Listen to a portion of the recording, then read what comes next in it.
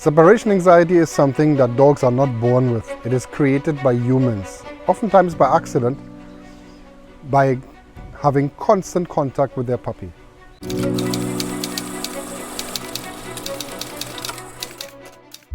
Constant fuss over the puppy, constant play with the puppy, always be around, not teaching the dog to switch off, not teaching the dog that it's okay to be alone at times. It is much harder to fix than it is to create it. So prevention is always better than the cure. So how do we do this?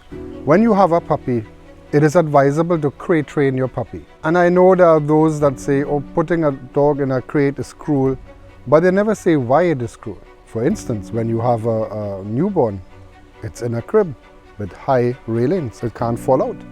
It can't climb out initially, only when it gets bigger. And then when you can't supervise the child at that age, then you put it in a playpen. It's no different for your puppy. When you have a little puppy and you can't supervise it, the safest place for it to be is in a crate. But it doesn't end there. Crate training a dog also teaches the dog to be alone, to switch off, to go to sleep. Young puppies need between 18 to 20 hours sleep a day. And oftentimes they don't get it because we constantly talk to the puppy, want to play with the puppy, want to be around the puppy.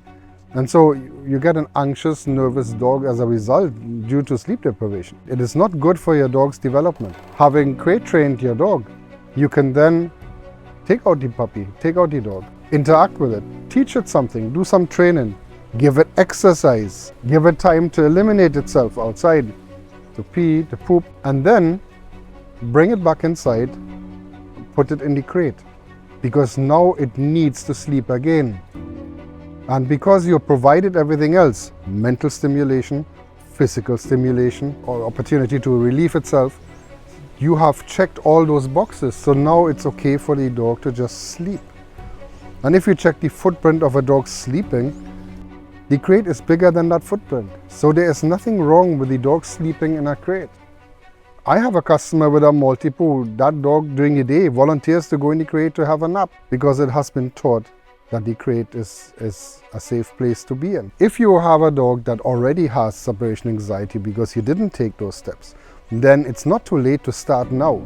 The only thing is that you have to take smaller steps. So first you teach your dog that the crate is somewhat of a magic box where food just appears in it. So you teach your dog that it's nice to be in the crate, and every time it goes in the crate, it finds food in it. And then sometimes when the dog comes out, you throw food in it when the dog is not looking. So just in passing the crate, the dog's nose will tell it that it has food inside. And out of curiosity to find the food, it will go in the crate. And then realize, every time I pass here, there's food inside there. So the dog will check more and more frequently for the food and goes in and gets comfortable going into the crate. At that point now, you can close the door for just a few seconds. Give the dog some food through the side vent of the crate and then let the dog back out. And over time, you increase those periods where the dog is inside locked up. Then you have the dog in a crate where it can see you. You can sit on the couch, watch some TV for just a few minutes. And while the dog is still quiet, you let the dog out. Again, over time, you increase those intervals until the dog is fine with spending an hour, hour and a half sleeping in the crate, and then you let the dog back out. So you're teaching the dog that it's okay to be alone. After the dog gets comfortable with that, you then move out of the room, or you move the crate into a different area, right? Whichever one is more feasible for you. So the dog now doesn't see you. And the golden rule is never ever open the crate while the dog is making noise. Because if you do, you're teaching your dog that it just has to cry loud and hard enough for you to come and open it.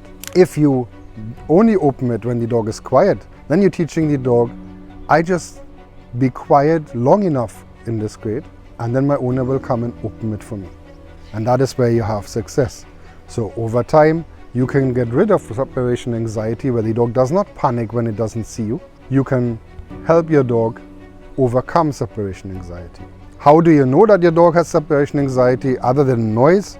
Lots of distractions, eliminating frequently inside the house, where in areas where it's not supposed to happen, because peeing, pooping, chewing up stuff, messing with items in the house are all stress relievers. Separation anxiety produces a great amount of stress, and your dog is doing all those things to relieve the stress. It is not that your dog is angry with you that you left, or that your dog is malicious or anything like that. That has nothing to do with it. The dog simply panics and is under a high amount of stress and produces lots of cortisol and relieves the stress by doing those things. And I'm not a veterinarian, but I was told that prolonged and frequent production of cortisol over a longer period of time can in the long run shorten your dog's lifespan. So you have an interest in fixing that and getting rid of separation anxiety if it exists, or preventing it before it exists. If you like this video and would like to train with me, please visit dogpoint.pet.